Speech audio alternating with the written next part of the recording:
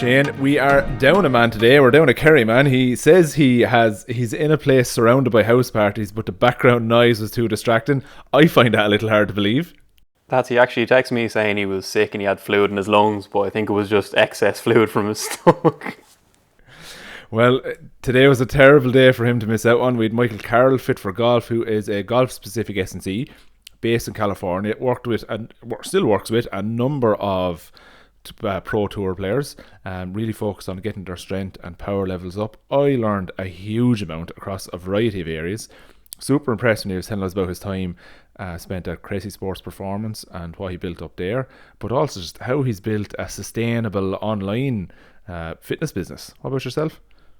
Yeah, it was hugely interesting, and obviously people will think of loads of very swing specific movements when they think about S&C, but it's amazing to see how it still comes down to the basics for a lot of the movements with Michael, which is great to see. But yeah, it was just really interesting about how he set up that business that's all golf specific. Yeah, no, this is one of our longer episodes, but so worth it. Went into so much detail, and even if you're not into golf, just around how training principles and stuff work in general, you will learn loads from today. Yeah, great episode. Yeah, Michael, great to have you here today. I assumed the first memory I'd have of you was your time in the Tyrone shorts, Lord and the fresher football trials and the Maguire's pitches in UL. You've surely brought those famous red shorts at the Big T and haven't gone on the beaches in California. Unfortunately, those shorts are on the missing list. I have my suspicions that they may be currently in the possession of a Wicklow native by the name of Michael Mangan. But there's no proof yet, so I'll have to go without them, I think. I think the shorts were definitely better than my football skills, but you have to do something to try and make up for where you're lacking, you know. Well, the big thing was he stood out that night as fresher, as the silent selector in that role. I said, God, I love Tyrone shorts. He's definitely a county minor. Check what his name is. And then 2 or 3 sessions in, when we eventually started speaking, he was like, why doesn't he have a Tyrone accent? Why is he speaking like he's from Cork? Is he putting it on so the boys will understand him, or what's going on? That was back in college, Michael. You were sports science in UL. Do you want to give us a bit more of your background, how you came to have an interest there and how you ended up where you are now? Yeah, probably pretty similar to, a lot of people growing up in Ireland. Quite a sporting household. I have 2 brothers. It was mainly me and the older brother growing up. The younger one is kind of 9 years younger than me and 13 years younger than my older one. So me and my brother were mad into GAA, soccer. My dad was big into soccer, GAA and rugby. My mother has a black belt in karate. And when I went to secondary school, I also kind of finishing primary school and starting secondary school, I picked up golf at the end of primary school, and when I went to secondary school, I also started athletics, cross country and track and field. That was the start of secondary school, was it? Start of secondary school, yeah. Is that relatively late for athletics? Is that generally something you start around 8 or 9? You know what? It kind of depends. A lot of people don't get into athletics until secondary school because that's the first time they're exposed to a team, if you get me.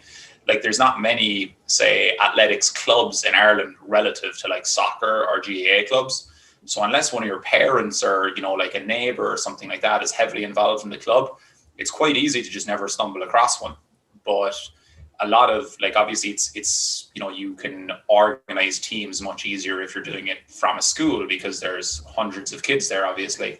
So when I went to school, we had a really, really strong athletics team. We had a very good coach called Stephen Macklin, who was doing it, I think, pretty much voluntarily at the time. He was a past student. He was probably in his early 20s then. And he's since gone on to really, really, I suppose, well-known coaching acclaim. He's over in Qatar at the moment working for Aspire full-time. And he was a full-time coach for Athletics Ireland for one of their kind of high-level endurance kind of panels, I think, basically preparing some people for the Olympics and stuff like that. So we were lucky that we had him. Kind of didn't know how lucky we were, really. So yeah, from kind of first to 4th year, I suppose, in secondary school, I was trying to balance all of those things like soccer, GAA, golf, athletics. So, playing loads, doing loads of different things. And I think when you're doing all those different sports, you're naturally kind of interested in the training that goes into them. The golf and cross country definitely resonated with me a little bit, though, in that the results are objective. So, for example, every track and field season, I knew what my 3,000 meter PB was, and I knew if I performed better or I performed worse, which is very different to playing for a team where you say that the ref was terrible, the manager didn't pick you because he picked his son instead, or whatever, and it's all on you too. Like it's not a case of you felt like you had a great game or a crap game, but the team won or the team lost, and it's kind of balancing like, well, the team won, but I know I had a really poor game, or I played great, but we got hammered, which is very different to, in athletics. It's like my PB for the 3,000 meters 6 weeks ago was 9:40. Now it's 9:32. It's really, you can really incrementally see your progress there. It's the same with golf. It's like, whatever, like last summer my handicap got to 5, this summer I want my handicap to get to 2, or something like that, and your result is your score. Like I either shot 72 or 82 or 92, and there's no ambiguity there. You know what the answer is, and that was something that I really, really enjoyed. When you were younger, could you notice how maybe one sport would have benefited the other, or were you still, like looking back you probably can, but when you're a time like, I just enjoy playing all this? I can't. I think so. Obviously, like you're kind of looking back, a decent bit later. Like I'm nearly 30 now, so kind of trying to think back over 15 years ago. I think the athletics had pros and cons for my, say, GAA and soccer. In primary school, I was pretty fast. Like I wasn't exceptionally fast, but like there was a couple of years where like I would have been the fastest or second fastest, say, in my class or like in the year. So out of maybe 60 or 90 students, I was still in the top, definitely in the top 5 every year. Qualifying for like the city sports. I don't know if you guys have that. You kind of the top 2 from each year grade or whatever get to go to like a county championships and things like that. And I was never like, I never would have featured at that level, like, but decent enough for, say, the school. But then what was interesting is I think this happened anyway. Like I naturally gravitated really well to the like longer distance running, and like as soon as I started doing that, it was very clear that I was more suited to, even though I wasn't, say, slow at sprinting and I'd done okay with it in primary school. When I went to secondary school and saw, say, real sprinters at track and field events, I definitely wasn't one of those. And then when I started doing some of the longer distance cross country stuff, like it was pretty clear right away that that was what I, was basically designed for. That's where my genetics lay. I can remember in first year, about a month after just starting literally some like basic distance running with the school, we used to honestly just be going for like kind of 30 to 45 minute jogs 3 times a week after school. Like it was nothing crazy. We went to a race in, I think it's called St. Senan's College. I think it's in Waterford somewhere. I think there was about 200 people in the race and I came 5th. And that was like after very little training, and it was kind of like, Jesus, like this is, something that I might be reasonably good at. And again, I wasn't like anywhere near, say, elite in terms of the people my own age. I was reasonably good at it, but not great. So I think, to be honest, like I kind of had a blend of someone who was basically reasonably fast and reasonably fit, but not great at either of them, like not elite at either of them, if you get me. But I think that as I got more into training for the cross country and the track and field, I actually think I lost some pace for GAA and soccer. Even though I definitely got fitter, I don't think I was quite as, say, quick over, like 10 or 20 yards as I had been when I was a child. But people change a lot anyway at that sort of age, from like 12 to 15 or even 12 to 18. So who knows if it was the training or if it was just, kind of puberty and, natural development anyway. So yeah, from a physical standpoint, like I think, to be honest, like reasonably good in like, say, most, say, categories of fitness without being like really exceptional in any of them, which is probably why it was fairly well suited to team sports, but not, like real, say, like national level, like at anything really. And then in terms of the golf, it was, to be honest, a similar story. Like I was reasonably good, but not great. Like I started when I was about 12 or 13, and I think my first handicap with the club was 20. And over the next 3 summers, I got down to 5, but then didn't get lower than that. And stopped playing when I was about 17 or so, just kind of out of frustration, because there was basically one summer where I didn't really get better, just put way too much pressure on myself. And around that time then, you're, getting closer to turning 18. You obviously have different interests. You get involved a bit more socially in terms, you're able to go out and hang out with your friends. You're able to go to 18s, and had my brother's ID, which was very handy. So used to be able to go to town and stuff like that. Didn't play golf from like 17 to 23, but played Gaelic football. I stopped playing soccer seriously, played Gaelic football reasonably seriously, played with Douglas, kind of minor, 21 and senior, and played obviously under your team with the freshers in UL. The reason I got into the exercise science stuff was just from playing all those sports. Was really interested in kind of, like, how does training actually make me better at running, like, or why does my strength training allow me to hit the golf ball further? And my older brother did the sports science course 4 years ahead of me too, so I was kind of getting some info back from him all the time, and I thought that the stuff was pretty cool.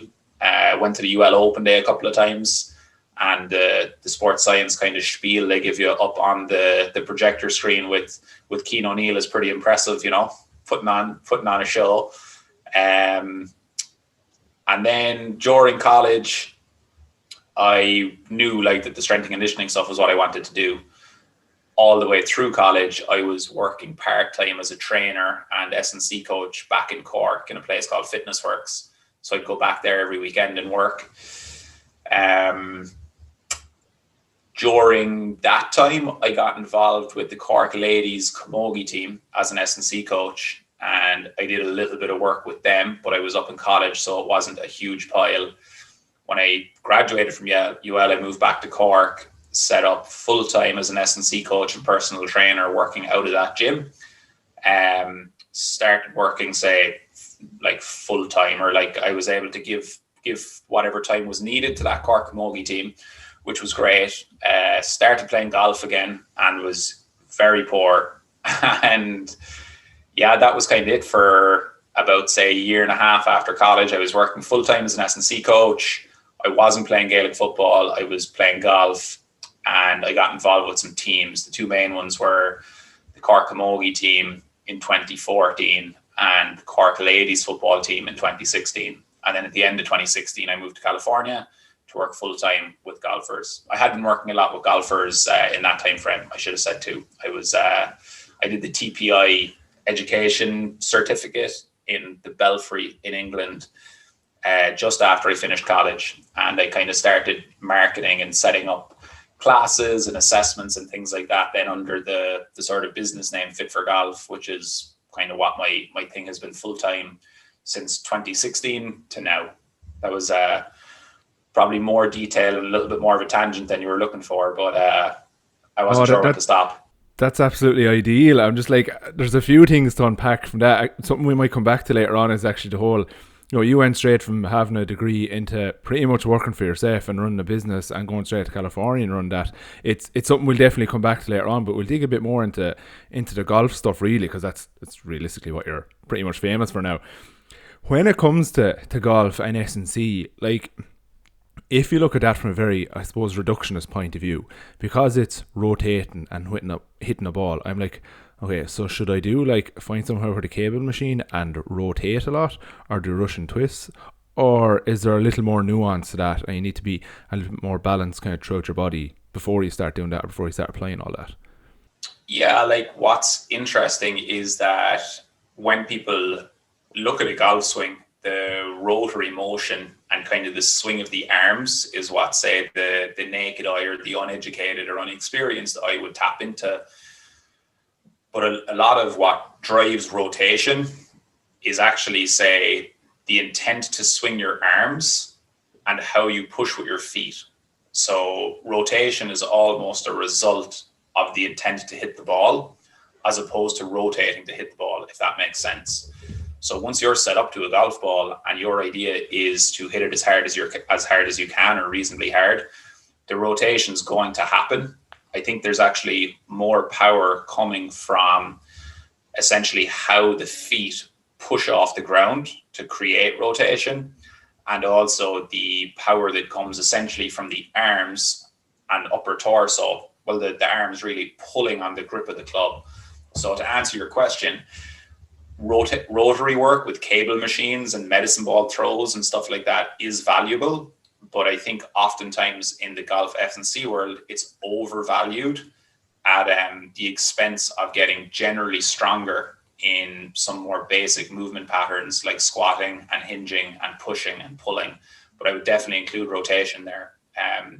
In terms of like research and stuff like that, the research in the golf world is reasonably slim, because it wasn't until fairly recently that, you know, strength and conditioning was sort of, say, an accepted role as part of golf performance. I think was really when golf analytics got a lot better, and that it was easy to see the potential benefits of, say, swing speed and distance to performance, that there was more research done on S&C. But to be honest, some of the, like, say, testing exercises that have the biggest correlation with swing speed for golfers are like squat maxes, vertical jump heights, things like bench press, throw, power.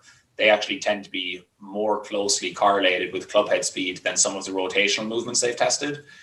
There's limitations to all these studies too, though, because you don't know exactly like what the, say, researchers were doing, like in terms of technique and stuff like that. But I would definitely say like that golfers benefit from rotational training, but that can't be all of their training. Like you need to be getting kind of bigger and stronger from a general standpoint too, if you're trying to optimize your speed potential. And from a basic enough point then, in terms of like someone into their golf just wants to get, you know, a bit more of a base strength wise for that, you're probably looking, you know, to keep it straightforward enough without putting huge time into strength work, you're probably going to get a decent bit then from like some trap bar deadlifts. So I'm going to assume some single leg work there, just because you're turning pretty much one direction the whole time. There's due to be a number of imbalances there. And then, like, is it worth putting more thought into like pushing versus pulling exercise in the upper body, or is just generally getting stronger going to have an impact there? Both of them definitely help. Something that I'm quite interested in, that I've been quite interested in recently in terms of how the upper body works in the golf swing, is that the left and right arms don't work the same. Like obviously they can't work the same. So without getting kind of too complicated for people, I think that the left arm needs to be very strong at pulling. So the left lat basically needs to be strong. If you think of your arm being overhead and pulling down, almost like a straight arm pull down movement. Or if you think like a lighter version of that might be, if you imagine like, say, if you were holding just like a slitter or a tennis ball and you were holding it overhead and throwing it towards the ground as hard as you could, that type of movement is very beneficial for golfers, as is abduction, which would be if your arm is across your chest, say pinned to your chest, and then you're trying to fling your arm off your chest as hard as you can. That's quite important on the lead side of the body, so the left arm for right-handed golfers. And similar then to a backhand in tennis, is it? 100%, yeah, exactly. And then if you think of, that's actually a really good way of explaining it. And then if you think of the right arm, that's more of like your forearm in tennis. So your arm's going to be starting from, let's say, an open position, and then is going to be closing across your body. So if you think of the golf swing almost as like a two-handed forearm, but obviously in tennis you can break that down further. Like the left arm is doing your left arm, say, backhand, and then your right arm is doing your right arm forehand. In golf, you're basically combining them together. And say like, because I'm not sure if you follow Craig Edwards. He was in Mike Boyle for a while. He's branched out on his own now, but he seems to work with a lot of volleyball players, and the volleyball players do an awful lot of jumping. So again, from your point, like if you look at that straight away, they obviously need to do a lot more jumping then to make their jump better. But because they're doing so much in their training, in their games, you're largely training around that to support the jump, so they can have more force when they do jump, and to support the landing each time, because there'll be a huge amount of that. When it comes to golfing, do you have to be very careful then that because of all that rotation work, and there's an awful lot of force in some of the big drives, it's a lot of your work to kind of protect the body from the actual force that they're going through then, so that they don't break down, they can recover, like at the top level 4 days in a row, plus time at the driving range, everything that way. And you're just getting them strong so they're resilient against all that, as opposed to just driving performance. Yeah, like the number one priority is definitely that players can practice and play as much as they'd like to without dealing with aches and pains and things like that, like there's no doubt that like driving distance has become, like a real big thing in terms of improving golf performance now. The way that I like to explain it to people, that is increasing your swing speed or increasing your distance, it only increases your scoring potential. It doesn't guarantee improvements in score at all. But if you can't, say, practice and play as much as you'd like to due to your body breaking down, that's now cutting into your skill development. And that's going to be a big problem for your scores. So number one priority is definitely that players aren't injured and they're available to practice and play as much as they'd like. And they feel like they have good energy on the golf course and when they're practicing. And then really number two is trying to improve the power production for their swing. But to be honest, in my opinion, the two of those things go pretty nicely hand in hand. Because I think if you can enhance the body in terms of, say, its ability to produce power in the golf swing, the type of things you're going to be doing to train that are going to be exceptionally good conditioning for basically elevating your, say, state of preparedness to higher than what you need for practice and play, if that makes sense. So it's not really a case of you'd make one golfer a training program to prevent injury, and then you'd make another golfer a different training program to increase their speed and power. I think those training programs are going to be almost the exact same if they're programmed intelligently. Yeah, no, that makes perfect sense. And just on that as well, say, how Eric Cressy works with a lot of pitchers. Yeah, again, I worked there for a summer, you know that. Oh, did you? Yeah. Oh, that's really. Oh, this is perfect. So, because the way he does, like pitchers obviously have that specific movement, and he never really trains that movement. He's generally training the opposite of it because they're putting so much force through there. You're training everything else to stop them breaking down. Is that similar then in or is that even where you've taken your approach to golfing a bit, and that you're not training the specific rotation as much? The only thing I would say there is that like that's definitely there is crossover between training golfers and pitchers 100%. The one thing I will say is that the amount of, and I am not a baseball expert by any means, but just from like the time at Cressy's, and I still follow all their stuff, the amount of pitches that you can throw at, say, full speed in a week compared to the amount of golf balls you can hit full speed in a week is vastly, vastly different. Like you have golfers at times who are hitting like 50 or 100 drivers pretty hard, like daily, and they do okay. If you tried to get a pitcher to throw a baseball as hard as they could 50 or 100 times daily, they're going to run into problems very, very quickly. Just because you're using, a very, very, say, you're using a segment of your body that doesn't respond. As opposed to the whole body. Exactly. Yeah. There's way too much stress on the shoulder and elbow in pitching to be able to do it with anywhere near the same high volumes as you can swing a golf club. Which basically means that when you're trying to increase, say, swing speed, if you think of it this way, right, a baseball batter would be able to do way more batting practice than a baseball pitcher would be able to do pitching practice. And that baseball batting motion is very similar to like the golf swing motion, if you get me. Largely because the stress of doing it is spread through a larger portion of the body as opposed to localized around that shoulder, elbow. 100%. Like your say your hips, your obliques, your torso, they can take far more, say, repetitive loading than your shoulder and your elbow can. Yeah, no, that makes sense. Do you want to just tell us a little bit about your time at Cressy then? Were you ever tempted to step in as a batter, be like, I'm from Cork, loads of people in Cork play hurling, I'll be great at batting? Absolutely not, because once you see one pitcher throwing a baseball, you're like, there is no way that I'm ever connecting with one of those. So I actually went to Cressy's as my work placement for UL that you used to do an 8-month work placement. The internships there were 3 to 4 months unpaid. So I did like 4 or 5 months in Cork, just working in that gym that I was earning money in. So that was great. It was like full-time work.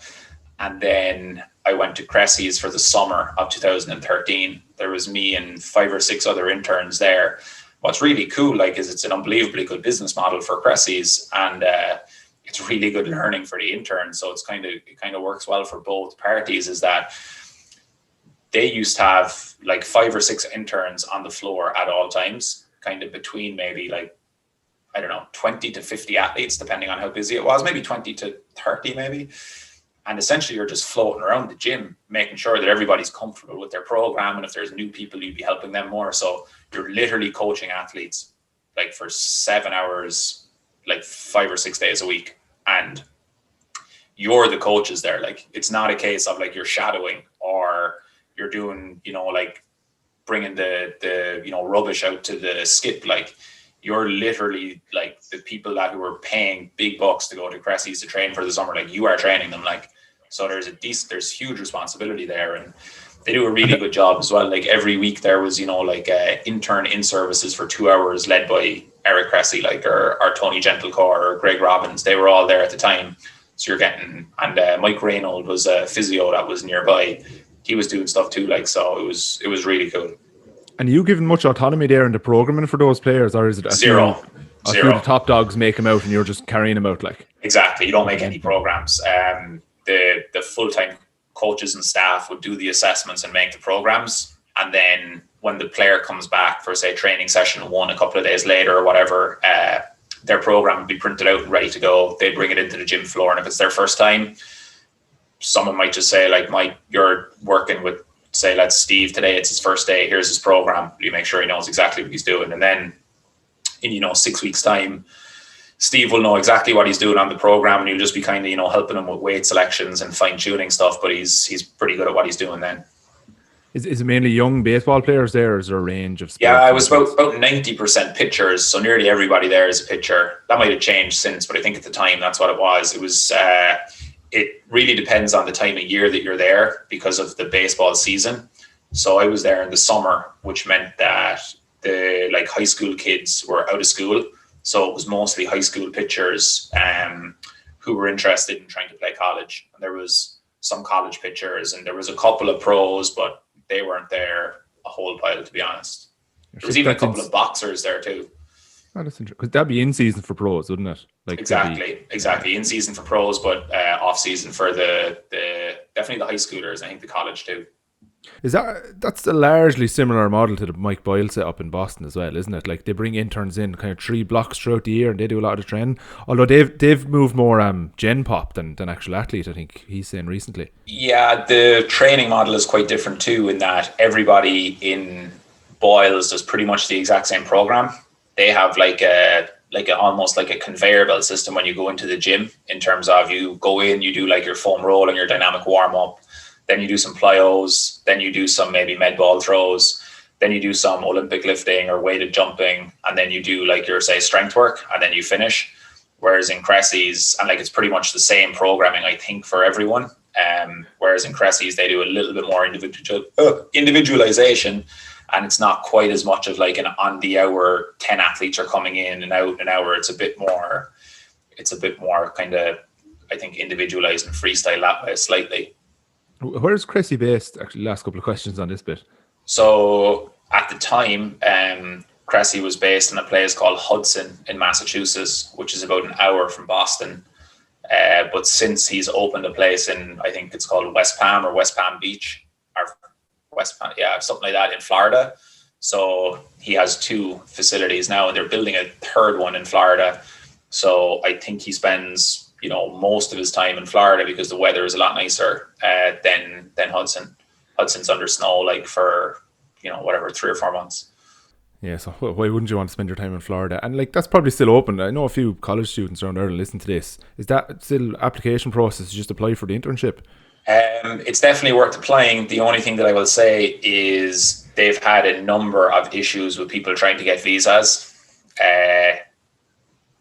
To try and do it. It's worth asking, but unless you make a very good pitch, they're just going to say, I'm hiring an American, because they don't want to deal with with the visa stuff.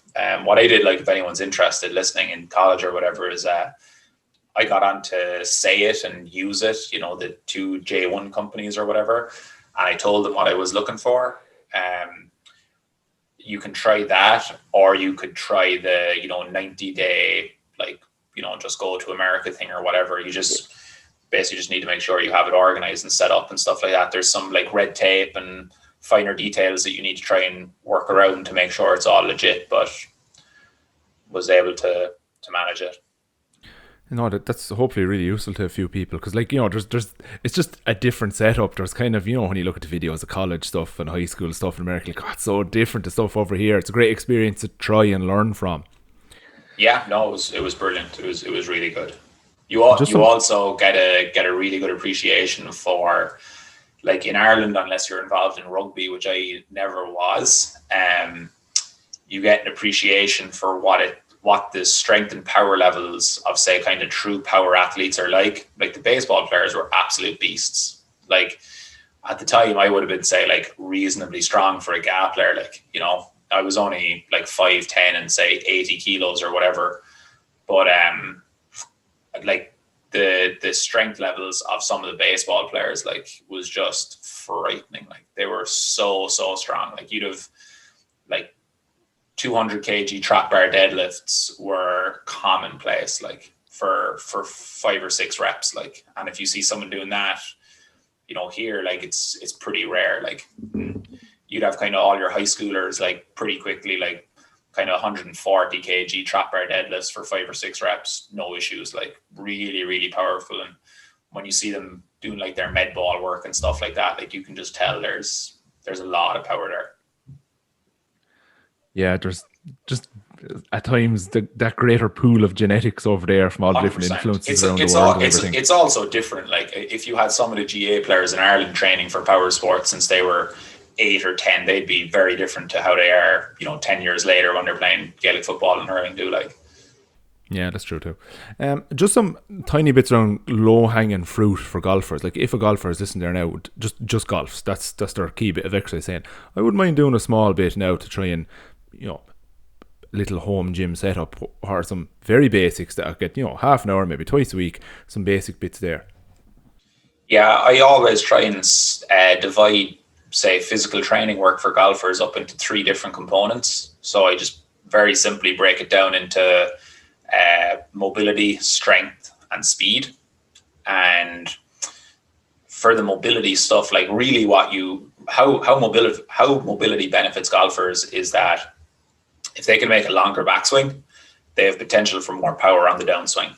And kind of what governs your length of backswing will be your hip mobility, your thoracic spine, or say torso or ribcage mobility, and your lead shoulder.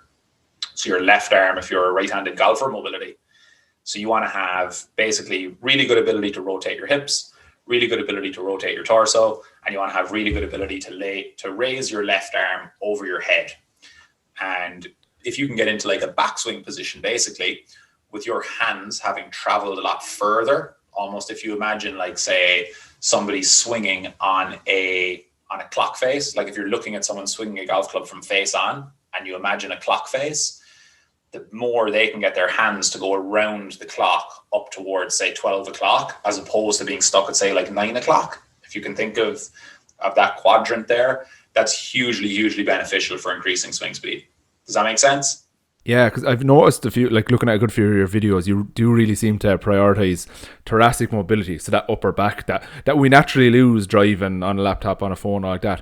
And something I hadn't seen like from any other sports before is the hip internal mobility. So that's where your knee comes in.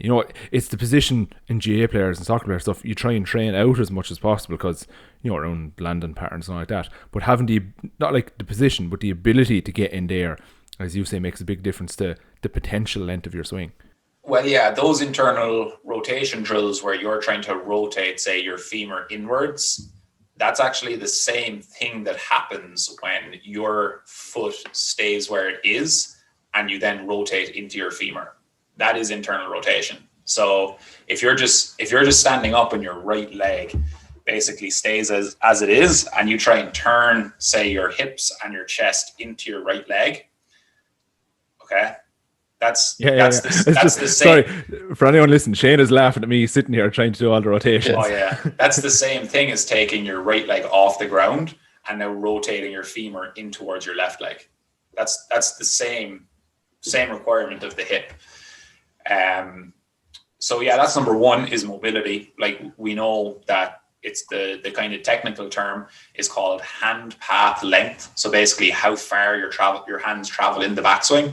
So think of that clock. Basically, if you imagine that you had your back up against, like a clock on the wall or something like that, and you can get your left arm basically to go well past 9 o'clock or 10 o'clock or 11 o'clock. And if you look at some of the real long hitters, they literally have their left arm vertical at the top of their backswing or even past vertical. Whereas a lot of shorter hitters who don't have the mobility, their arm will be, say, parallel with the ground.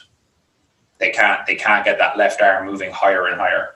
And one of the things that's going to help that left arm move higher and higher is if you can turn your hips more, turn your torso more, it's going to make it easier to raise your arm. From a strength standpoint, honestly, like I've done a few things on Twitter. I've posted a few times. I just call it the big 5 in strength development for golfers. And it's just squat, hinge, push, pull, and rotate. And they're basic patterns that you'll see, or basic exercises you'll see in lots of gym programs. You could probably take the golf out of that, just say the big 5 for list about 100 different sports, and it will benefit every one of them. Exactly. And kind of the important thing that I say to people about them is that they are, say, movement categories or movement patterns as opposed to exercises. Like that doesn't mean that you have to do, like back squats in a squat rack, or you have to do, heavy deadlifts with a barbell. You can, if you only have dumbbells or you only have bands, if you're stuck at home, like you can simulate all those movements, whatever equipment you have. Because we definitely want to get golfers' muscles bigger and stronger, because bigger muscle fibers can produce more force, and clubhead speed or swing speed is an expression of force. So if your muscles get bigger and stronger, you're in a really good spot there for increased swing speed potential. And then the last one, speed, and this is where I suppose the training becomes golf specific, is I'm a huge fan of people training for speed with their golf clubs with a little speed feedback training device. Like they're pretty popular in golfers now. You get like a little speed monitor basically. And I would say that a small part of all golfers training should be, if they're stuck at home, they can make dry swings, like they don't have to hit the ball. Or if they're at the range, they can hit balls. And literally something as simple as like at the end of a range session, 10 or 15 balls as fast as you can. And literally your goal is to get the swing speed radar to measure as high a speed as possible and track that speed over time. Like people often say, but kind of what about, control or accuracy and stuff like that? Like you can train that with all of your other practice. This is just one small part that you want to stay on top of to help increase that speed ceiling basically. And what you often see that happens like is, if you consider that, say, most people, let's just say, swing at 90% of their potential on the course to get a sort of blend between speed and control.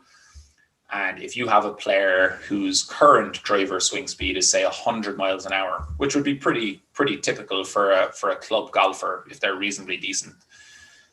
And if they're swinging at 90% of that speed, they're going to be swinging at 90 miles per hour on the course, let's say, for their kind of control trade-off. But if that golfer over time increases their maximum clubhead speed to 110 miles an hour by trying to swing faster and faster and faster, when they drop back down to 90% for accuracy and control, that's now at 100 miles an hour. So they've basically increased their say maximum, and then when they dial back down to what feels like a comfortable playing speed, that is then higher. Yeah, no, that makes perfect sense. Just out of interest, would you ever notice over the course of a round of golf, from the first hole to the 18th, is there ever a decrement in how powerful the drive can be, or is that an issue at all? Like not unless someone is in really poor physical condition. Like if you think about like this, like I know you've probably had other guests who are, training more kind of like field sport or sort of endurance stuff. If you think of, let's say, the energy demands of golf, like it's slow walking with lots of breaks, and it's swinging a golf club, which literally takes 1 second. So there's loads of time for, say, replenishing any of the energy stores you need, between shots. And if you find that the speed is dropping off, especially if you're just playing one round, like you're just in really bad condition then. Yeah, no, that was just something that popped into me there. I'm like, I wonder does that make an issue? So I'm going to stay on speed, actually, Michael, just to start off with. But I know it's a product I've seen yourself and a lot of other people use online is speed sticks, or like a variation of speed sticks. They've only kind of newly come in, and kind of for those who are listening who don't know what they are, they're essentially a weighted golf club or a series of weighted golf clubs. And the idea is that you, again, like you said, you try to swing as fast as you can with these weighted clubs in a certain order. And the idea is that that'll turn into an increased club speed with your own clubs. It's something I've never actually used them personally, but is it something that you found effective? Yeah, absolutely. So the theory behind them basically is what's called overload and underload training. And really sort of the concept is that rather than just swinging, say, your own driver or your own, irons, let's just stick with driver because that's what most people are really trying to increase distance with. So if you just try and swing your driver as fast as you can absolutely get gains over time, like no question. Where the speed sticks become very useful is that with the lighter sticks, you're able to swing them faster. So you're getting your body used to moving faster than when it's swinging a regular driver. And then with the sticks that are slightly heavier than your driver, because you're now forced, you're still trying to swing as fast as you can, but because the stick is a little bit heavier than a normal driver, you're going to be swinging slightly more slowly. And when we're swinging slightly more slowly, there's a bit more time to produce force. So that's very good for strength. So it's almost like if you imagine, let's say, like this has been used in a lot of other sports. If we just consider, say, the shot put, which I'm sure that everybody has seen on TV at some stage, right? I don't know what the shot put weight is, but let's just say it's a 6 pound shot, okay, the ball that they're throwing. And if you, like what they've done with lots of these athletes is that rather than just throwing the 6 pound shot over and over again, you might throw a 4 pound shot to try and get used to moving a little bit faster. And you might throw a 8 pound shot to help develop the strength in that movement a little bit better. Because two of the, say, primary things that we need to try and tick off when we're designing training programs are three of them actually, are specificity. So you want the training as much as possible to resemble the sporting action in terms of the movement pattern and the velocity that the movement happens at. You want to have some overload. So you need to have, and that's why I say that's overload is one of the fundamental things that everybody understands with training. You need to gradually apply more stress to the body to have it adapt. And then the third one is variability. If we only do the same things over and over and over again, our body gets kind of sick of that stimulus and it doesn't really respond to it that well. So if you consider just having one golf club that you're swinging over and over again, you don't really get overload because it's the same as what you use in competition. You don't get variability because it's the same thing over and over again, but you do get specificity because it's exactly what you're using when you're playing. So the real benefits of those speed training tools are overload, and the overload can happen in terms of weight with the heavier stick, and the overload can happen in terms of velocity with the lighter stick, and force and velocity. So you get more force with the heavier stick and you get more velocity with the lighter stick. Force by velocity is basically our equation for power. So if we can start moving heavier sticks and lighter sticks at greater velocity and track them over time, we know that we've really good potential for increasing our driver swing speed.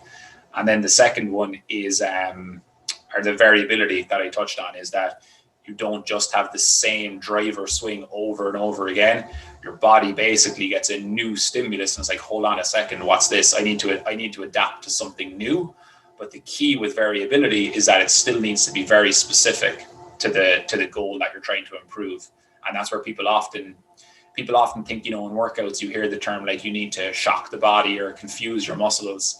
That's not it. It just needs to be a very, very small amount of variability so that your body is adapting to something new. Another way, like, is if you think of, say, sprinters who are like, they've used this a lot too. If you think of someone trying to improve a 100-meter sprint, sprinters don't just sprint 100 meters, say on a flat track. You often have sprinters that will sprint against some sleds that have, weight resisting them. And that's similar to the heavy stick in that they can't move quite as quickly. So now they're being forced to produce a bit more force and develop their strength. And then you would also, sprinters do some assisted sprinting where there might be like a bungee cord pulling them. And now they're able to sprint faster than they can on their own. And that's overloading the velocity component. And that's what happens with the lighter stick. Does that make sense? Yeah, 100%. And I feel that variability element is almost, it's so important because it's something that was never really there in golf before. Yeah. And now that kind of speed stick and products like it have brought that kind of element in.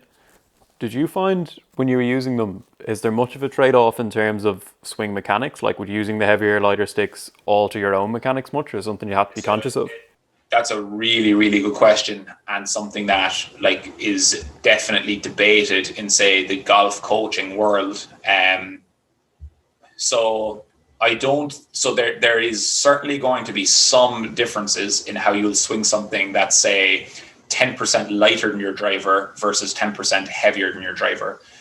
Naturally, the body will change, say, its strategy to produce as much speed as possible.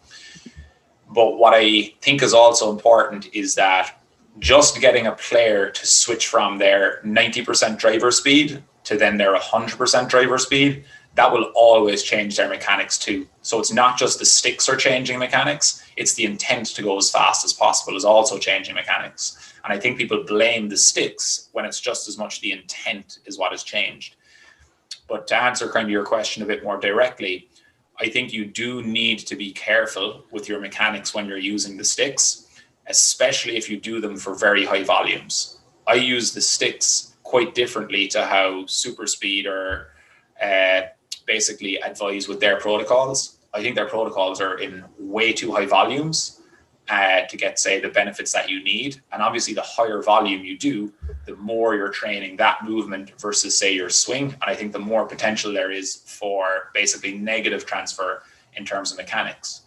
But on the flip side, I do know lots of golf instructors too, who have found that a lot of players, especially players who say maybe aren't quite as athletic or who are scared to hit the ball hard because, they're worried about missed strikes, they actually find that when players start swinging the speed sticks and try to hit the ball harder, their mechanics naturally improve. It's like if I imagine, like, say, a lot of people who are listening play hurling.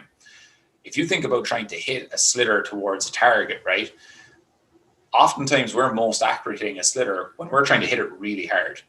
Like, nobody's setting up for a freeze from, say, 30 meters out, which is a very short distance for a hurling strike, just very lazily taps the ball and, barely gets it over the crossbar. They're driving the ball like very hard because that type of intent gives them the best mechanics to hit the ball solidly. And I think that's kind of a misnomer in golf, is that if we try and swing softly, we'll have more control. Oftentimes when you actually try and hit the ball harder and you free yourself up a little bit, the mechanics naturally improve and you get better. It kind of goes back to, if you think of in ancient times, like the man throwing the spear at the boar in the woods or whatever, like to throw that accurately, you need to throw it as hard as you can. It's like throwing anything or hitting anything. You're probably going to be more accurate if there's a decent level of intent there. I feel it kind of frees you up mentally as well, like that. Like, I'm sure you're the same, but I know a lot of golfers who'd have 60 million swing thoughts going through their head and trying to control every aspect of their mechanics. Whereas if your only focus is hit this as hard as you can, the other stuff, a lot of it takes care of itself. Yeah, so 100%. So what's an interesting difference between amateur golfers and professional golfers is to do with their swing tempo. So I don't mean speed now, I mean their tempo in regards to the ratio of how long their backswing takes versus how long their downswing takes. There's a guy called John Novosel who he has a company called Tour Tempo. And basically him and his dad stumbled across this almost by accident when they were reviewing videos of pro golfers. And for most, like, this is just an average. Now there'll be tons of outliers because I know people are going to ask about Sanjay Im and Colin Morikawa and people like this. So there is outliers. This is just an average. most PGA Tour golfers take roughly 3 times as long in the backswing as they do in the downswing. Okay? Most amateur golfers have a much larger backswing tempo or a much longer backswing tempo than downswing. So basically they might be 4-1 or 4.5 versus the pro who is 3-1. So what this means is that, yes, their swing speeds are slower, but their tempo is also slower. The lower skilled golfers take the golf club back very slowly, very little dynamic or athletic fluidness going on, probably in the hope that that will give them better control. But when you look at the best players in the world, they're taking the club back at a much more aggressive tempo. It's almost like, if you think of, it's a lot more reactive. Like you think about you see the deer in the forest and you're throwing the spear at it. You're not thinking, where's my right elbow? Where's my right wrist? Where's my right shoulder? Okay, now rotate my hip first, then my chest. You just see and you go. It's very fast. It's the same with, say, like a hurling strike or a tennis strike. Whereas in golf, because the ball is stationary and we're stationary, it can be very hard to get moving fluidly.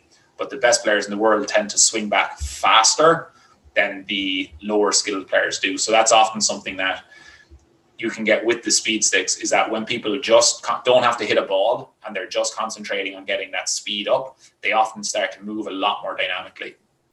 It's interesting you say that as well, because most swing thoughts that I would have heard are all things to do with the backswing. So that's probably when you're like, oh, keep your hand in line, slow back through, keep on line. It's interesting it plays through. But yeah, I think... if you think about like I'm not a golf instructor, but from trying to dig into the periods of time that are in the golf swing and trying to make better programs, basically, and I'm like a really avid golfer myself as well, just trying to get better.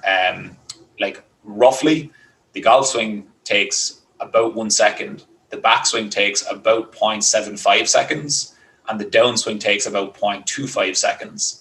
So the reason that we don't really have downswing thoughts is that it's over in a quarter of a second. So there's not much you can do to consciously control how you're moving in the downswing. You might have some, semblance of a thought or a movement or something like that.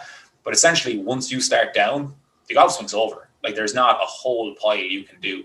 And I think what tends to happen then is, because the backswing can be, it's 3 times as long. And that's where we can probably have a bit more time for mechanical thought. When mechanical thoughts come in, that gets very, very slow. And I think that that's 100% important at times when you're working on technique and trying to change things and stuff like that. But when the backswing gets very slow, it's really hard to produce a very dynamic, fluid motion. There is some players can do it 100%. We see that on TV every week. But most players are basically too rigid, too stuck, and start the golf swing way too slowly. And we know that that's the case because the best players in the world start the golf club way faster and way more dynamically than them. So I suppose staying on speed again, so increasing club head speed and ball speed, obviously judging by kind of your socials is a main metric that you would use to measure, I suppose, yourself. But do you think there's kind of an entry-level ability to work on something like that? Like, say, for example, if you're hitting the ball left, right, never hitting a fairway, an increasing club head speed will more than likely increase to you being further left or further right. So do you think there's kind of a benchmark, A, ability, and B, kind of strength level before you start working on things like that? I don't. Well, like it definitely depends a little bit. So if somebody has a very, very low skill level and their quality of strike is really poor and they haven't basically learned any real solid fundamentals, well, then the number one goal is definitely not swing speed. They need to get a better concept of what they're doing, make solid contact with the ball. But what I will say is that people who, when they're learning golf, develop their swings basically with too much intent on contact can oftentimes end up learning how to swing the golf club slowly. And after that, it can be very, very hard to ramp it up. And that's why we often see people who come from hockey or tennis or hurling or baseball go to golf. They can hit it pretty well, pretty fast, and their swing speed is high because they've learned from doing another sport that's at very high speed. The other reason why I don't think that people need to be at a certain level of accuracy before they work on swing speed is that pros aren't that accurate with their driver. So like you'll be like a pro can have a 70-yard dispersion right and left over, say, the course of a round or definitely a season, maybe not a round. with their driver. And distance is far more important than accuracy in regards to driving. Like, we know from looking at statistics of different levels of player that fairways hit is a completely useless metric for measuring golf performance through all levels of the game. But driving distance has an extremely strong correlation between players of different playing levels all the way through the amateur and the pro ranks. It doesn't mean it doesn't matter where you hit it. You need to be able to hit it, say, inbounds and between the tree line and on grass. But essentially, if you can work out, say, the distance between the two tree lines that you're playing on, that's your target, like, not the center of the fairway. And the last thing is that, kind of what I touched on a second ago, is that oftentimes when players work on swinging faster, their swing gets better and they hit it more solidly and they don't lose any accuracy. Because if you just think about it from a simple standpoint, right? And this will change a little bit for lower, say, level players and higher level players. If you think of an 18 handicapper, right? Most of the things that they have going on in their swing that are causing issues with their accuracy, if they take lessons and they start to improve their swing, I 100% guarantee their swing speed is going to go up. It's because their general movement pattern is so poor, it's affecting their speed and their accuracy. And oftentimes when they start learning how to swing faster, they have no choice but to move better, and moving better leads to better strikes and better accuracy and more speed. So oftentimes it can come together.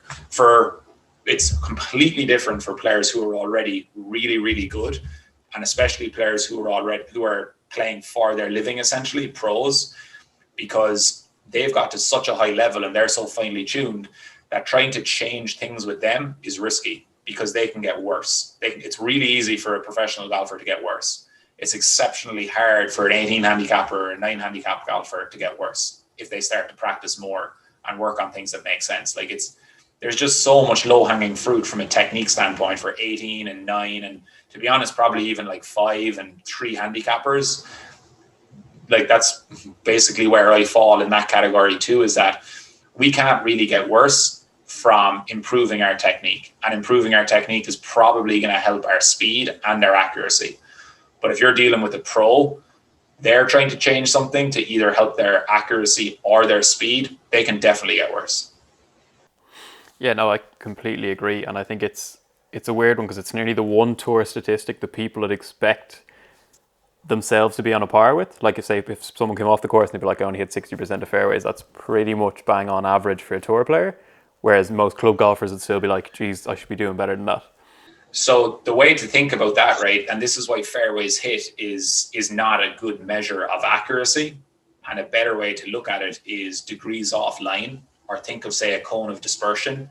So if you imagine two people standing on a tee box, right, and one person carries the ball 200 yards through the air, and let's say he is 3 degrees offline to the left from his target, and say his target was the middle of the fairway.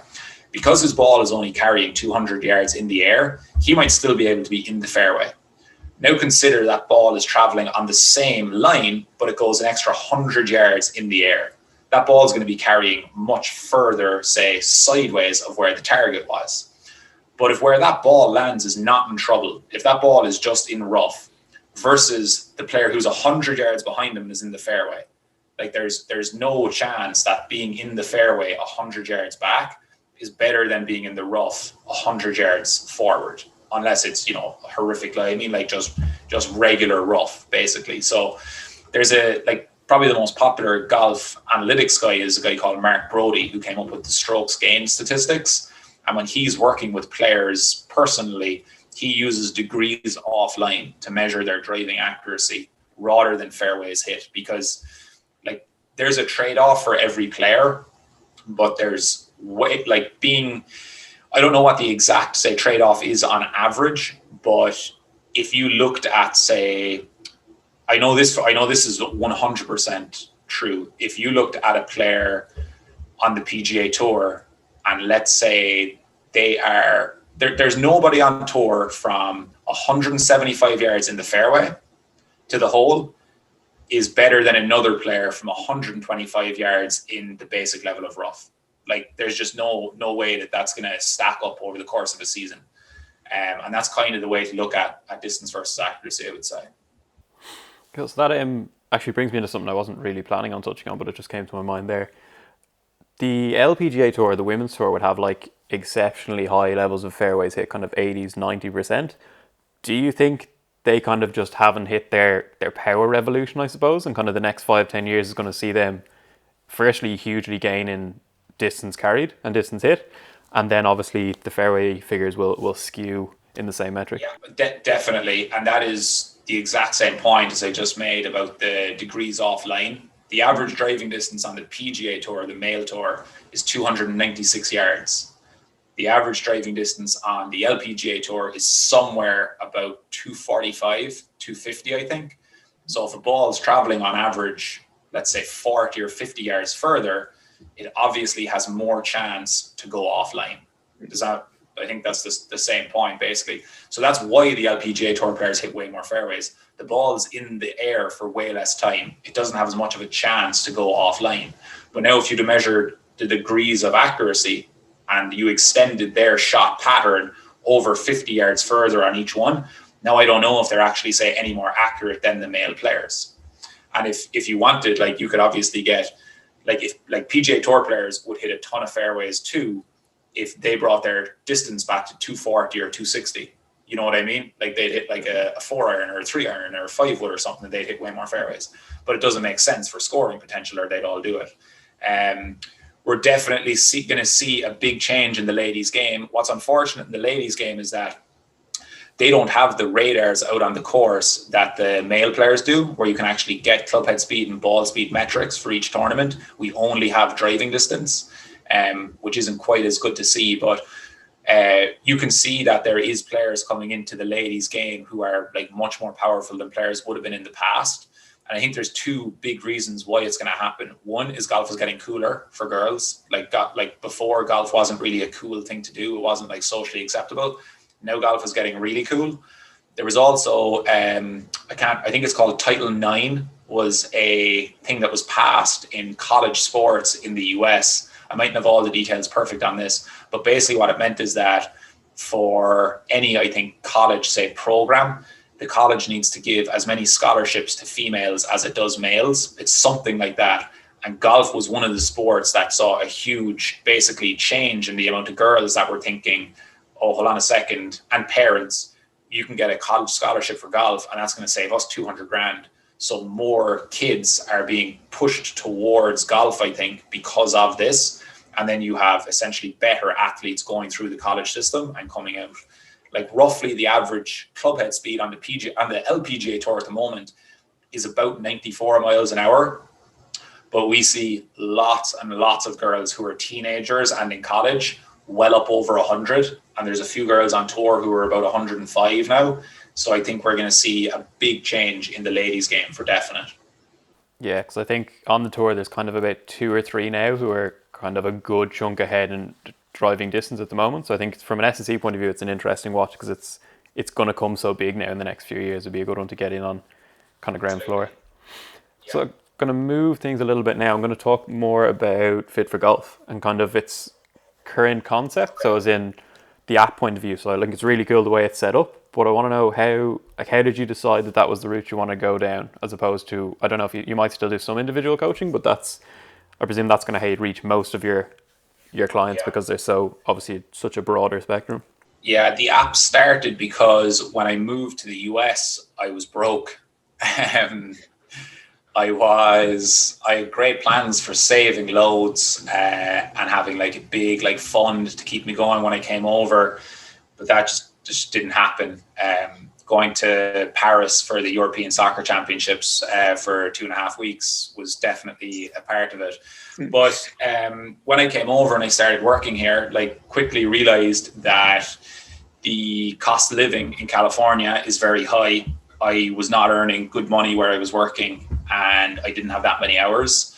So it came to a point where I had to find a way to make more money or I would have been moving home pretty quickly. Obviously, like there was options, trying to pick up like bar work and stuff like that, but it just didn't interest me at all. So I stumbled across essentially like that this online training thing was something that people were doing. It was actually the owner of the gym that I started working in showed me a company called Trainerize, which is what the app is run by. And essentially they're just like a white label app company that will allow you use their software. You upload your logos, your videos, build your programs, and then you sell them on your website. So I started recording some videos just on my iPhone at the end of 2016, like just after I moved to the US, and started selling programs at the start of 2017, and like reasonably quickly saw like a decent uptake in them.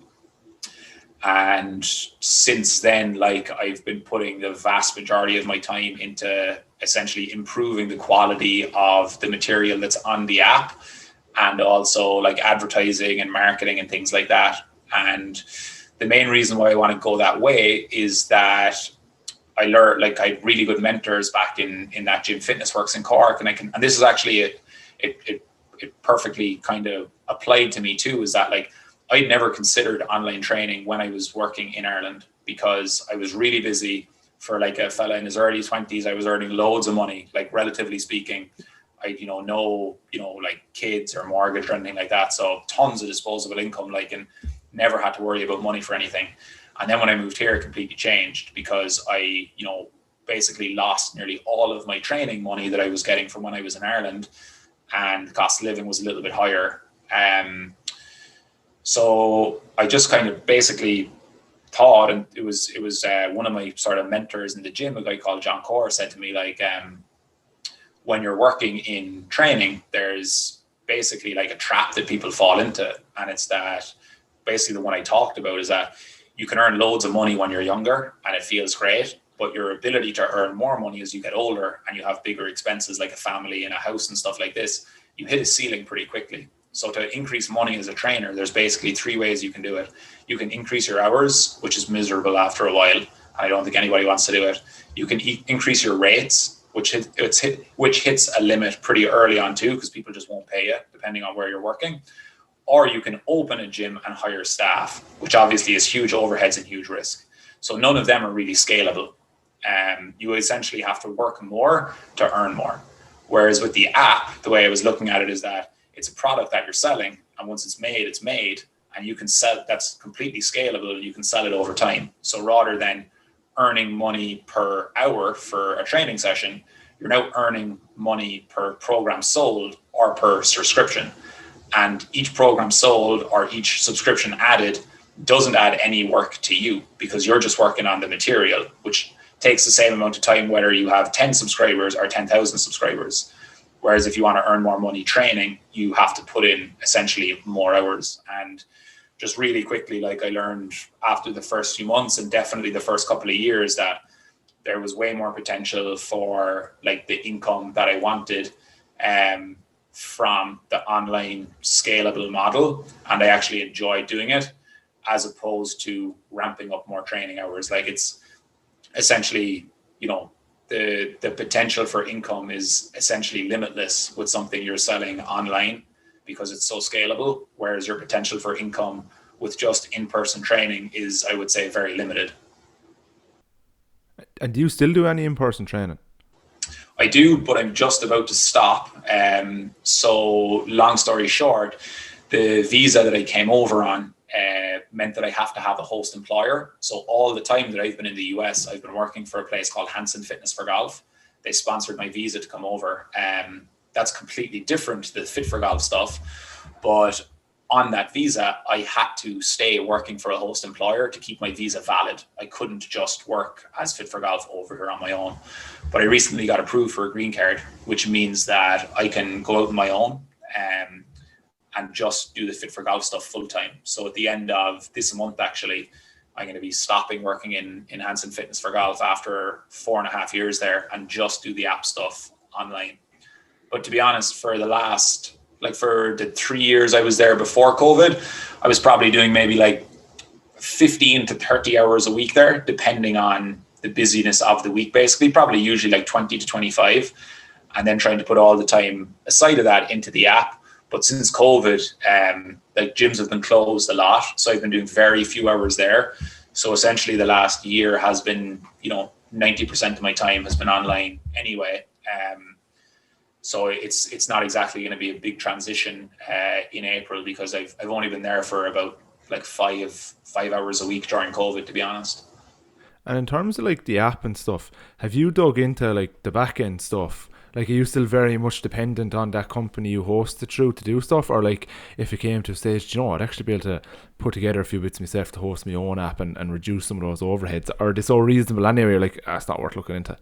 Yeah, like it's something that I've definitely been thinking about. The reason why I've been kind of happy to stay with Trainerays is that they just make everything so unbelievably simple. Like, they're a huge company. So like they have, like, say, really professional like software engineers and all this people looking after the back end of it. Like, so basically nothing ever does go wrong with the back end, like, because it's like, say, using Zoom or something like we are now. It's like, it just works. Like, you just know it's going to work. The kind of the thing that I'd be worried about with switching over is that, like, I've spent 4 years, say, building up all the video libraries and stuff like that, and building the programs on Trainerays, which are all just so easy for me to use now. I also have tons of subscribers that I'd be worried about if there's a switch over, that I'd lose some in the process. And then, to be honest, probably the biggest worry is that I make the switch and realize that the thing I set up myself isn't as good as what I had on Trainerays, and then there's no way you're switching back over. And the rates are very reasonable. Like, it's not super expensive to use Trainerays, and they're kind of getting better all the time as well. So I'm reasonably happy at the moment. Like, the trajectory has been very good, so I'm reasonably happy to just keep going with it at the moment, unless it came to a point where I was like, I have to set up my own one, basically, because I definitely don't want the stress of trying to look after the back end of the app. And do you have a fairly global reach with like clients and subscribers? Yeah, like I think like most of it is the US, just because the market is so big, obviously. But a lot from the UK and Ireland as well. They're the three big ones. Like, the America, the UK, and Ireland, probably because they're English speaking as well. Like, is some of it. But there is people from all over the country. Give it about 6 months now, and I'll be doing some videos in Spanish. I just started learning Spanish to try and tap into that market a little bit. Oh, you should have got someone to dub over you. That'd be so funny. Just to touch back to, I know you don't do as much of it now, but when you were doing individual coaching, do you find there's much, I don't know what level you were coaching at now, but is there ever much of a kind of workaround when you're working with a swing coach or kind of in conjunction with a swing coach? Or would you have been coaching people at that level? Yeah, I have. Like, I've done one-on-one sessions in person this year with players on the PGA Tour at tournaments. So like that's, so yeah. To be honest, I think that I think people in the golf world make too big a deal of that. It's like, this person is working on this thing for his swing, so this is the type of physical training he needs. The type of physical training that I generally prescribe to golfers is usually a bit more general in nature, in that it's trying to improve, say, their raw materials in terms of mobility, strength, power, speed.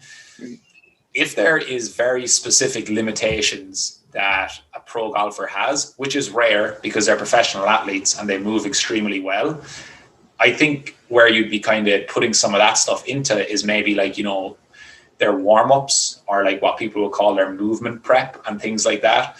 But if you're trying to, say, enhance a certain movement that a player is trying to work on in their swing, the say focus and intent going on that movement is going to take away your ability to work on overloading, force, and speed, which is primarily what I'm trying to do. So in a very broad sense, like, the way that I try and keep it as much as possible is you work on your physical capabilities in your physical training, and you work on your golf technique in your golf practice. There can be some overlap, but I think usually people completely mess up trying to combine swing changes with gym work, because they get stuck in a gray area where they're not improving their physical capabilities because the training is basically lacking any type of stimulus to do it.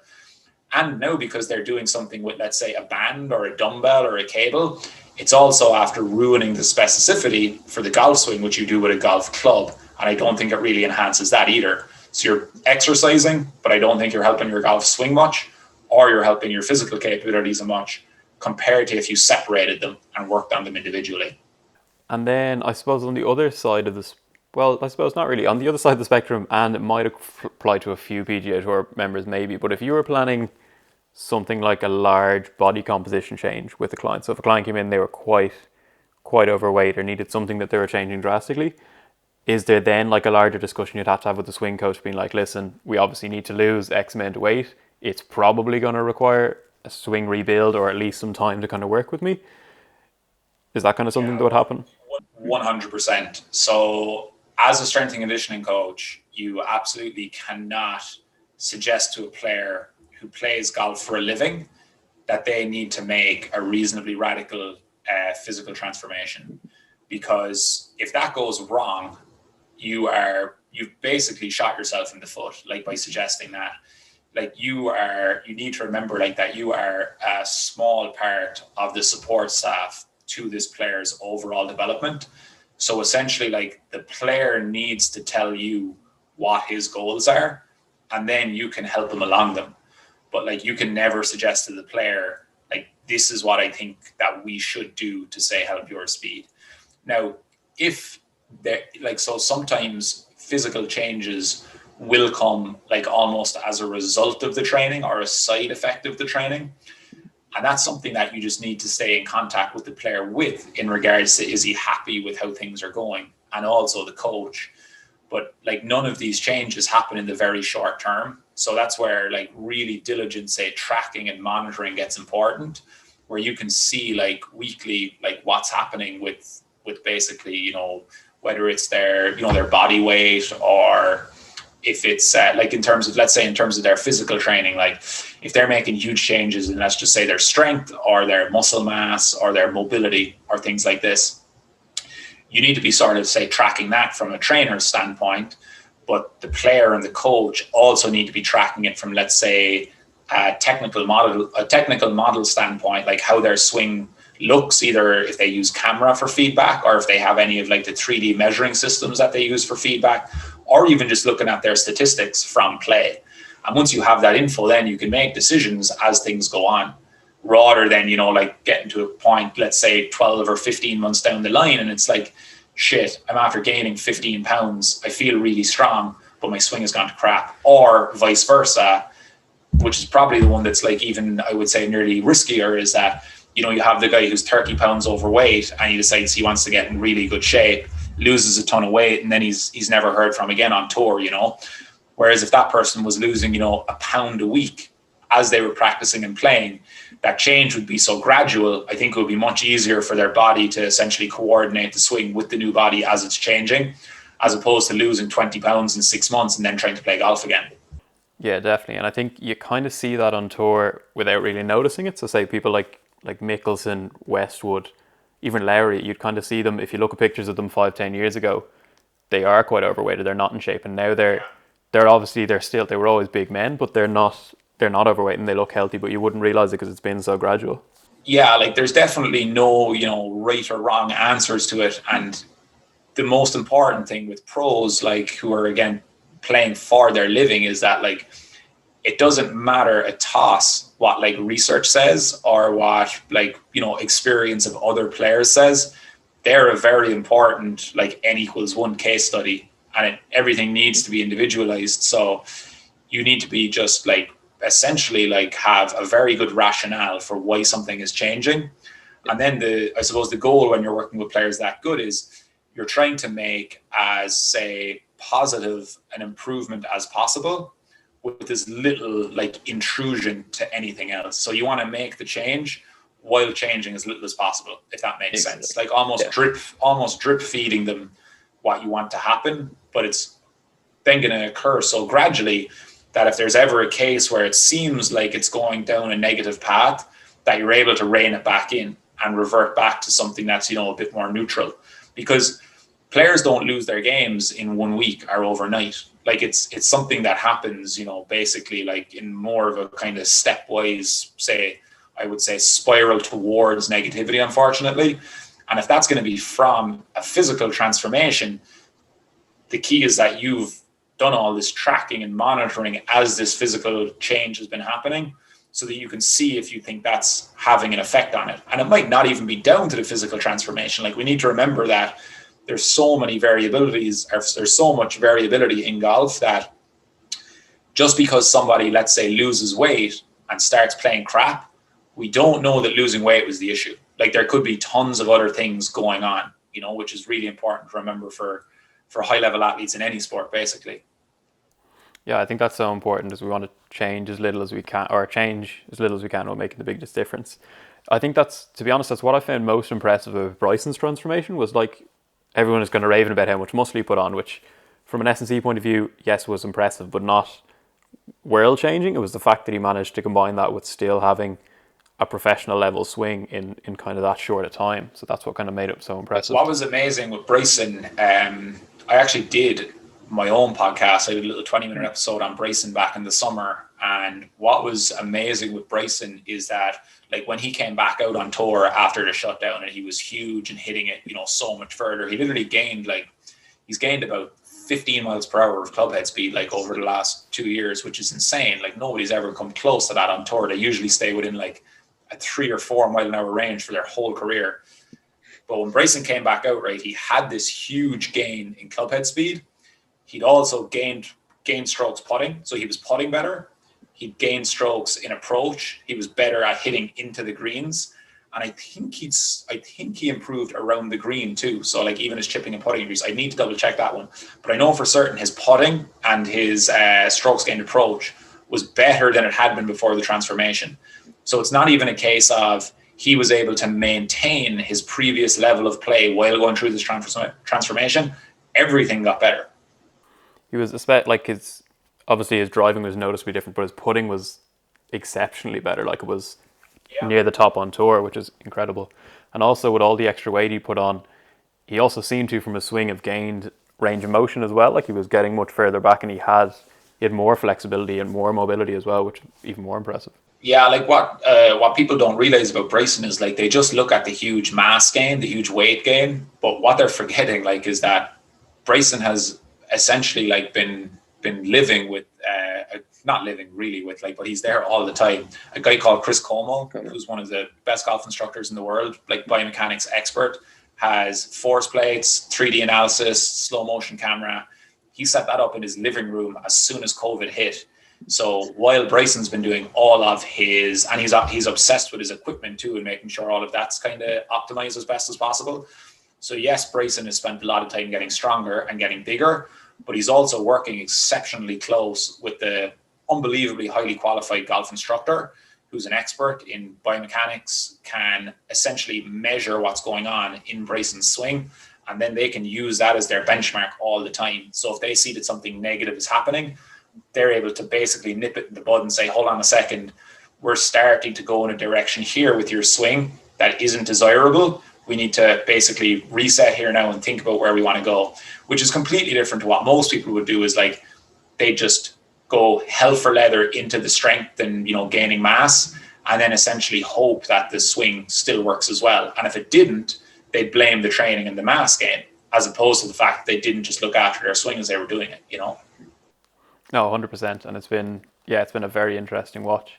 The one thing, I'm not sure if you saw it, but there was a video released with Bryson, I saw it on YouTube, and it was basically going through one of his training sessions. And I suppose it's a little bit on me as well, but I built up so much to it, and then when I saw it, it was a lot of, like, ab work and weird rotational work. And did you happen to see the video, actually, firstly? I did, yeah. I've been asked about it a lot. I actually made a video about this video, believe it or not. I'll send it to you afterwards. So, yeah, like, the training he was doing was very different to, say, what a lot of strength and conditioning coaches, or certainly I would prescribe. Bryson, from what we can see online, does primarily machine-based isolation exercises.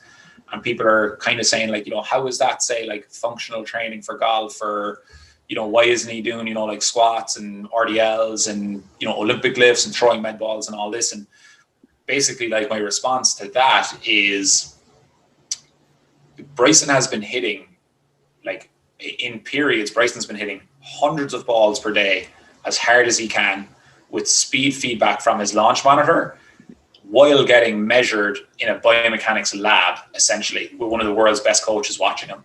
So that is where Bryson is transferring his increases in strength and muscle mass to his golf swing and making it golf specific.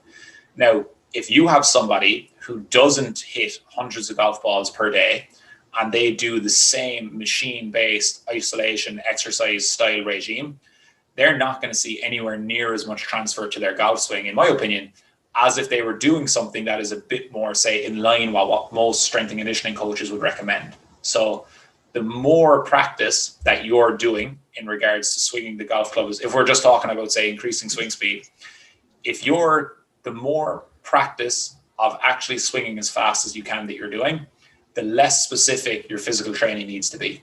You just need to get bigger and stronger and more mobile. Your practice will be what makes it specific. But no amateur is going to do the level of practice, unless they're in college maybe, that Bryson has done. So then they can't expect to get anywhere near the same gains from the same physical training program.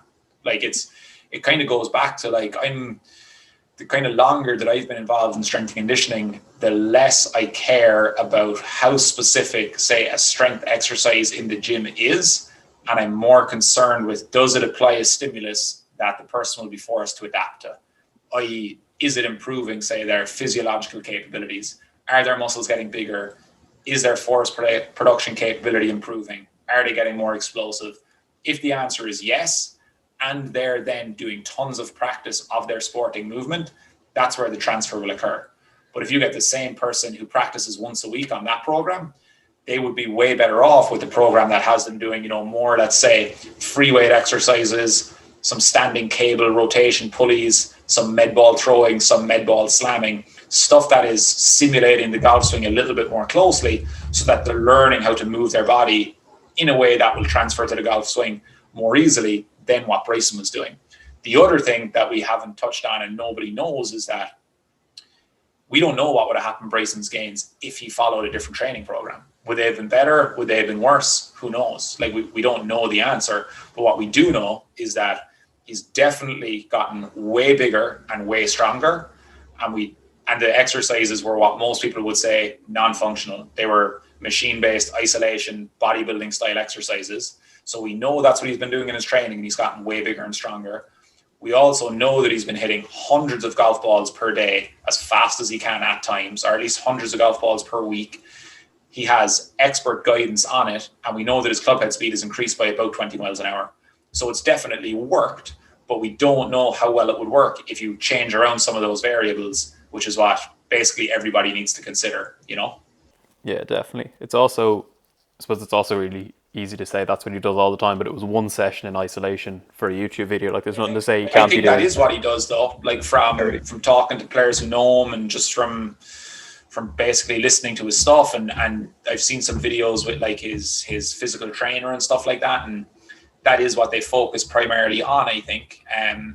Which, to be honest, I don't have an issue with. Like the problem I see with exercises when people try and match movement patterns too close to a golf swing, or to be honest, even when people do free weight exercises that require like pretty solid technique, they never get competent enough in the technique where muscle force is the limiting factor. There's always fear of missing the squat, or fear of hurting their back in the deadlift, or fear of getting stuck under the bench press. So they never actually impose enough stress to make real physiological change. Whereas if you strap someone into a machine, they will go way, way harder because they don't have to worry about any of that. Now, there's probably a sweet spot in the middle of those two things, and it will depend on, the let's say the competency level of the athlete you're dealing with in the gym and things like that. But the big thing for Bryson, is that people see the mass gain and they see the strength gain. They forget about the improvements in his swing technique that he's made with this biomechanics expert. And they forget about how many balls he is hitting as hard as he can per week. Yeah, it's an entirely new swing completely. Yeah. And I suppose if he's going to be hitting that volume of golf balls, like, it's very hard to go out and hit 300 golf balls after doing a heavy set of 5x5 deadlifts or 5x5 squats. There's a debilitating factor to kind of factor in as well. 100%. Perfect. Right, just a couple of questions left. Is there an area, we've probably touched on a little bit already, but is there an area that you would see as like the one undervalued area of S&C in golf that's not really touched on at all, that's so important? Force production. basic improvements in physical strength. People are obsessed with mobility. People are obsessed with like simulating the golf swing with cables or bands or dumbbells, and they don't do things that force an athlete's muscles to get stronger. Like that's number one, 100%, especially for more higher level players, because players who have good swings, they tend to be pretty mobile and they tend to have good technique. You don't need to try and get mess around with showing them some, like fancy exercise that's going to simulate the golf swing or improve their mobility a whole lot. You need to get their muscles stronger. I think that's something we can apply to an awful lot of sports, not just golf. Yeah, probably. Like from my observations of strength and conditioning online and stuff like that, I think in the past we were basically having bodybuilding, powerlifting, and to a lesser extent Olympic lifting programs being basically thrown at athletes and hoping they fitted, which obviously wasn't ideal. I think then there was a huge switch over towards specificity. It's like, well, as S&C coaches got smarter and people got more aware of what they were doing, it was like, well, how does that apply to what the athlete does in their sport? So then I think we saw the needle go too far towards basically trying to just resist movements that athletes do in their sport. But oftentimes those are very limited in terms of how long you can progress them for and how much adaptation you can actually make to the athlete. So I think there's a sweet spot in the middle where, and it completely depends on the sport, but you want to increase the athlete's raw physical capabilities with their strength and power training. Oftentimes the best ways to do that look nothing like a sporting action. They're just ways that our body can be loaded and that they can basically progress over time. And then you can train the athlete to use that new raw physical capabilities in their sport by practicing. But they learn how to feed that into their technique by practicing it. Like if you, I don't know, like if many of your listeners are S&C coaches or if they're more athletes, but like if they read any of the old, say, like Russian stuff by like Verkhoshansky and all that, like Verkhoshansky will talk about motor potential. Like he'll talk about what is the athlete's capability for force production. And then he'll talk about basically learning how to feed this increased motor potential into the sporting skill. Like it's not a case of just practicing the sporting skill or just trying to overload the movements, because that might not be great for the athlete's motor potential. Because like, for example, like how heavy a golf club are you going to swing? Like, how do you keep progressing how heavy a golf club you swing for overload? You can't, like, you know what I mean? Once you get to a half a kilo golf club or a 1 kilo golf club, it's going to be ridiculous, you know, and it's going to completely change the type of movement and sequence you use. But if you look at the muscles that a golfer uses in the swing, so let's look at their quads, their hamstrings, their glutes, their obliques, their lats, their pecs, their delts. If you get them way, way stronger over a couple of year period, and during that time frame, you also have a golfer working on their swing technique, and you also have them trying to hit the golf ball harder, of course their swing speed is going to go up. That's why we see, you know, such big differences between, say, the swing speed on the PGA Tour and the LPGA Tour. It's not technique, it's not mobility, it's muscle mass, like, you know. Yeah, and I think, like John said, it's something you see in a lot of sports. And I think the more sport specific you get with exercises, the more of that adaptation they get from actually playing the game. So from either swinging clubs or taking frees, no matter what it is, the closer and more sport specific you get it, the more they'll get it from the actual sport. So it's people like to skip over those foundational movements to try and get to the sexier sport specific stuff. Where, because specificity is one of the, say, cornerstones in programming, people often jump to, does this exercise look like my sport? But what we need to remember is that the goal of training isn't to simulate your sport in training.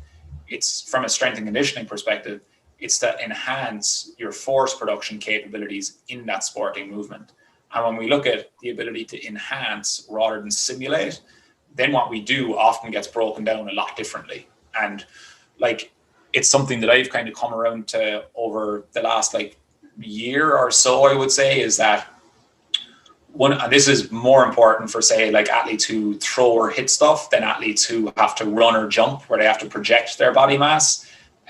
where like the power to weight ratio becomes more into effect, which isn't the case in say swinging a golf club or throwing a shot put or something like that. Is like one of the things that's going to have the biggest transfer to increase power potential in their sporting action is increases in muscle fiber size. And S&C coaches don't like that because that's essentially what bodybuilding does. Whereas we've been, ingrained that it has to be functional, it has to be like central nervous system dominant and all this stuff. And it's like, it's not the case. Like your body doesn't know what exercise you used to increase the muscle fiber size of your glutes and your quads and your abs and your chest. But when you go and use those bigger muscle fibers in your sporting action, there's potential for more force there, like I promise you. Whereas if you try and just use the sporting action to increase over time, you can definitely make improvements, but the improvements aren't going to come in from hypertrophy. You're not going to increase muscle fiber size because there's no mechanical tension there.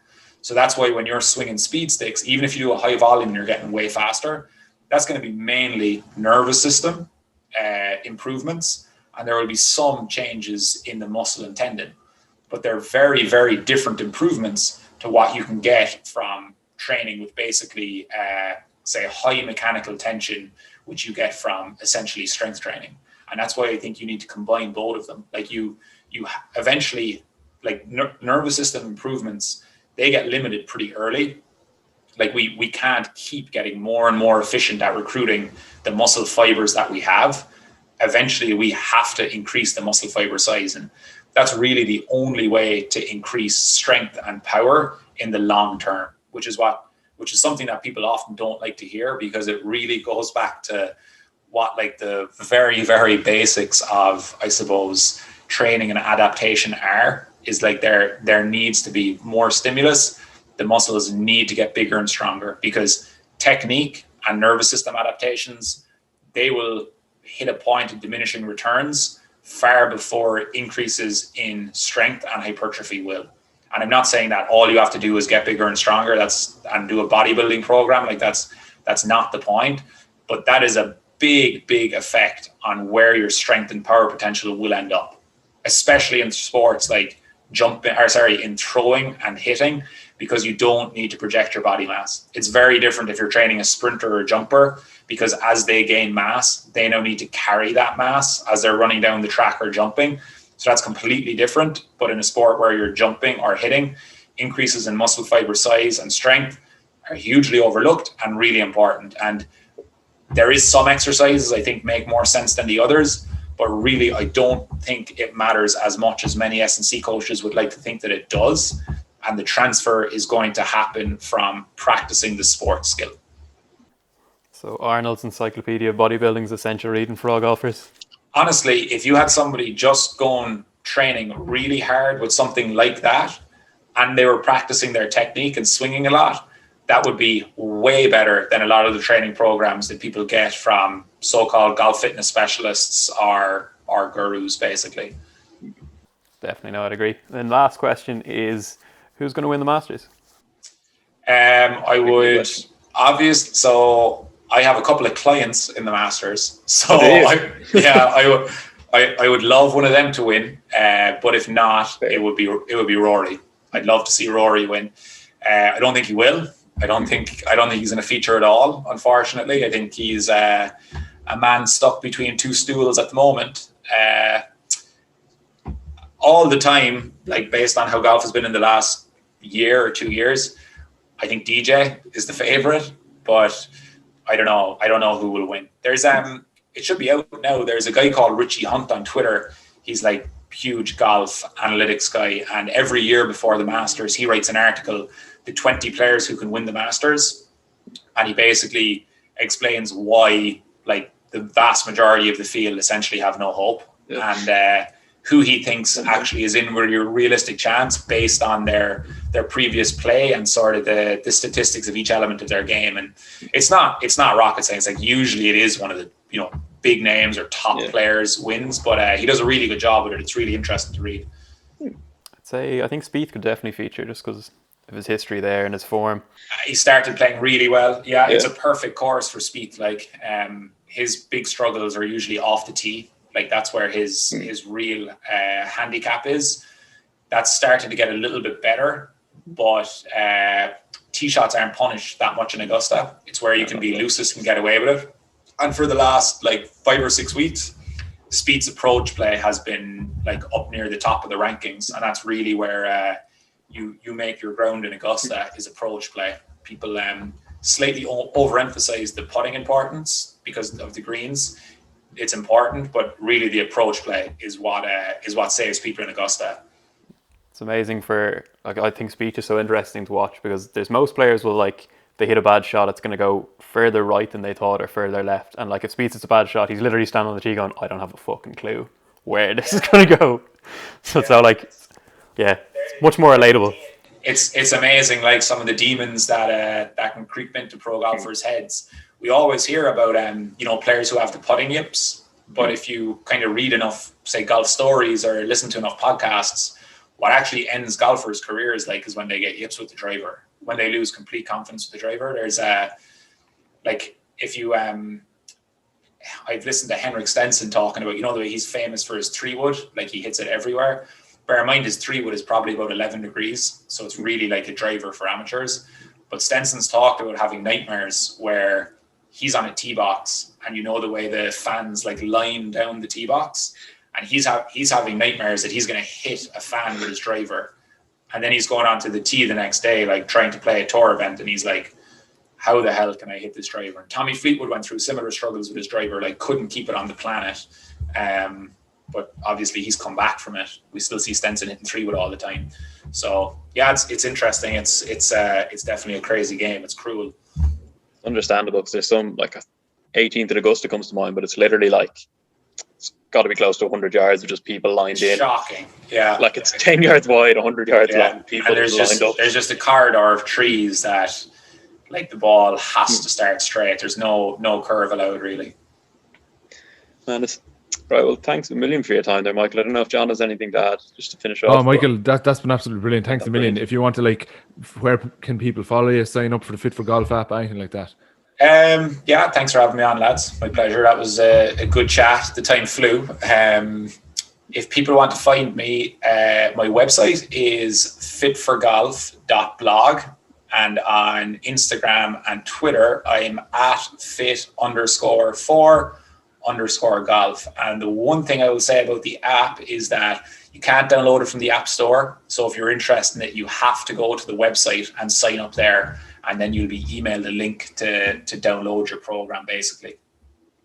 Absolutely brilliant. I really enjoyed that, and hopefully you will be flooded with new clients after people. Yeah, hopefully.